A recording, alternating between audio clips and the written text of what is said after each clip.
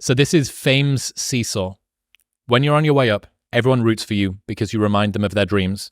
When you're at the top, everyone tears you down because you remind them that they gave up on them.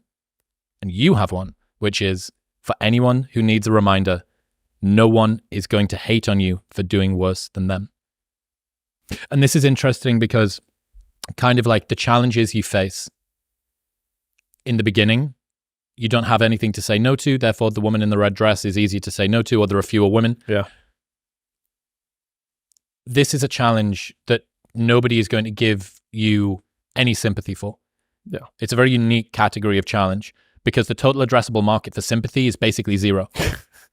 Because almost everybody is on their way up and very few people are at the top. And the people that are at the top are seen as having a degree of privilege that almost legitimates you twisting the knife or you poking the finger. This is how public figures can have normal everyday people on Twitter say unspeakable, like heinous things to them, dehumanizing things, because they do not see them as human. Right. They don't see them as a person. There is no person on the other side of this. They're a representation. They're a menagerie of ideas. Mm-hmm.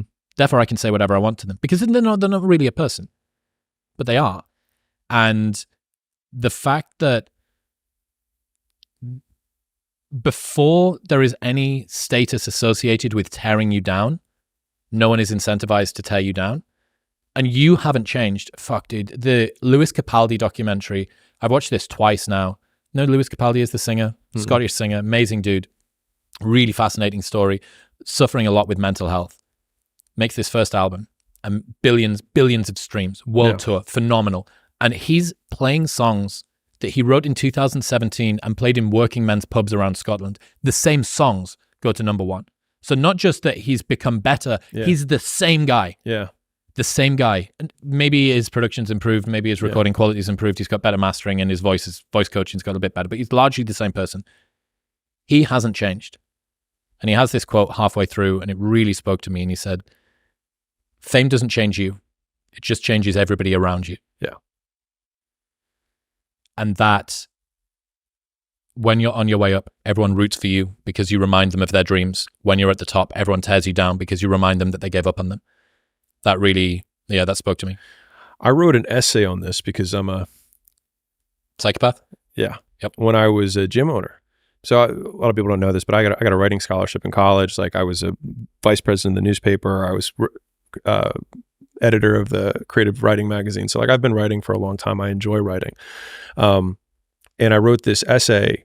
I said, I think the title of it was, Everyone Believes in the American Dream Until It Comes True. And I remember because what had happened was everybody, when I was sleeping on the gym floor, right? Like, I was the underdog and everyone, my clients were all like, oh, good for you. You're going after your dream. And they'd see my blanket and my pillow in the corner of the gym and they knew I was sleeping there. And it was evident, I lived there. I didn't have a shower. I didn't have a shower to go to the YMCA. I had to go shower. And that everybody was like pro me. And then people would come in, they sign up like, I'm gonna support you. Right. And then within 9 months, I had hired people and I had a manager and I pulled up and I remember I walked in the lobby and all the same people were like, oh, boss man's here. Oh, you're not too good for us now. Right. And I remember being so jarred by the experience. And I was like, you guys rooted for me. And I was like, and now I did what you said you were rooting for me to do. And that was when I realized that people want you to do well, but not better than them. And I was like, I had gone from underdog to the man. And I was like, when does that happen? And the litmus test of when it happens is depends on who the person is. Because for the person who was working at my gym, who, was a janitor or a cleaner, it happened really quick, right? For the people who were more successful, it took longer. And then, the only people at the end who would still root for me were the business owners who were doing way better than me, right? Who were still members of my gym. And so that was a really interesting experience that happened when I was 23. And that was the first time I went from underdog to the person that someone would want to attack. But I had a performance coach tell me this. He said, hatred isn't something you avoid. He said, it is a requisite for success. He said, if you get no hate, you are not successful. And for some reason, that just like really stuck with me, because then it just like, rather than it being this thing that I was trying to avoid, it actually became a leading indicator, or an indicator that I was on the right path in achieving things. And so I think that's why, I mean, I don't want to toot horns or anything. But in terms of like my ability to deal with the naysayers and things like that, I feel like I'm pretty good at it. Like, it doesn't really bug me very much. And I think in large part, it was because of how it's framed, at least how, you know, in this discussion, how it was framed for me early on, which is that no one hates you from above. And even, you know, even when I think back about like the bullies and whatnot that you had earlier, like even in middle school, like there were things that I had that were going for me that I couldn't recognize, because of course everything that comes easy to you are things that they're easy to you. So you don't think that they're, you know, new or interesting or cool. And, but like at the same time, I was like, I'd advanced a grade in multiple subjects. I had, you know, straight A's. I worked really hard. I was in shape. Right. But I had these people who would hate, but I, you know, you internalize it. But like now I can look back and be like, it's kind of like the parents who are like, it's because she's into you. Right. Now it might not be the same that way, but just thinking about it as an indicator that the hate is actually the light that you're on the right path. We spoke about this last time, that nothing is going to be worthwhile that doesn't come with an associated amount of discomfort. Therefore, when you start to feel friends around you and the people that you used to be able to speak a common language with start to push back and start to make the quips of, oh, not drinking tonight, yeah? Oh, you must be too cool for us now. I know it hurts. I know it hurts. That is the lead indicator, not even the lagging indicator. Yeah. That is the lead indicator that you are doing the right thing. And lots of people listen to this podcast. I get messages from people like, hey man, I'm a 22-year-old rugby player from the northwest of the UK. I live in Cumbria. Yeah. None of my friends understand me. I want to do personal growth. I don't want to live in the UK. And when I listen to Modern Wisdom, I feel less alone. And it makes me tear up, because I'm like, fuck, like I see me in that person. I see me in that. And it's so hard to reframe it. The pushback you are getting is the indicator that you are doing the right thing. It is. And if you can reframe the distaste that you get from other people as the same as that. Because they're projecting the things that they know they should be doing that you are doing that they're not doing. And you remind them of that. And so even though the mountain that you're climbing is actually a smaller one than the one that you ultimately want to climb, you're actually at the top of their mountain. And so they start tearing you down. So like, that's where the underdog story that we said at the very beginning of this with the quote, which is like, on the way up, they root for you. And then when you're at the top, they try and tear you down because you remind them of the dreams that they couldn't accomplish. Right. And so you quitting drinking, or you staying in to work on your side hustle or your project or the business that you want to launch, or the podcast, you might be at the top of their mountain. And so they are tearing you down because now you remind them that they haven't done it. And it's purely a projection of them onto you and has nothing to do with you. And that, I hope that comforts someone.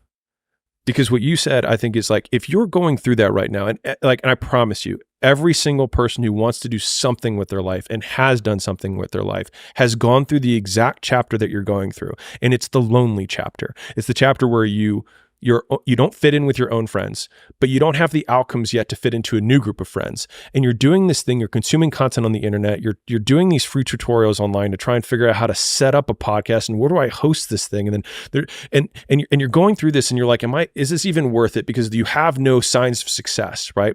But if there's anything that you can take away from what we're saying right now, is that the sign of success is the hate that you get along the way. And what you can't do is bend the knee to their hate and fit back into the conformity because it's comfortable and it's warm. Because like in the Matrix, when Trinity opens the door, when Neo's about to go take the red pill and he wants to get out of the car, she says, Neo, you've been down that road and you know exactly where it leads. And I know that's not where you want to be.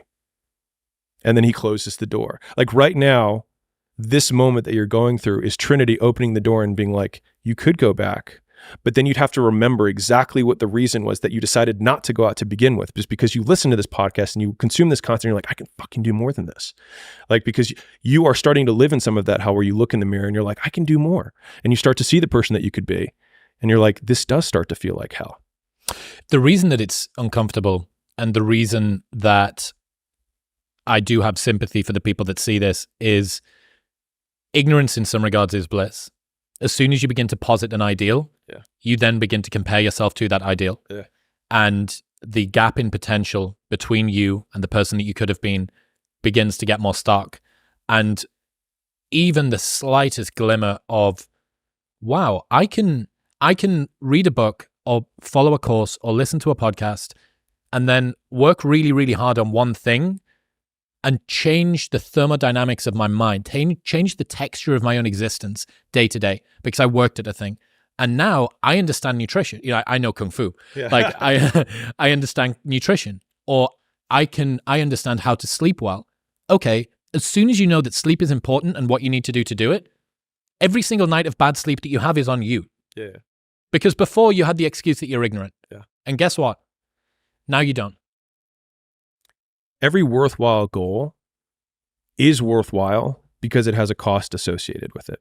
And so the cost that you're going through is what makes the goal worthwhile to begin with. Because if what we're setting out to do were immediately available to you, then it would mean it would be immediately available to everyone, which means it wouldn't be worthwhile. So the very fact that it's difficult is why it is worth doing. And so like, we can't resent the price tag of the shoes that we want to buy. We just have to make the decision of whether or not we want to pay it.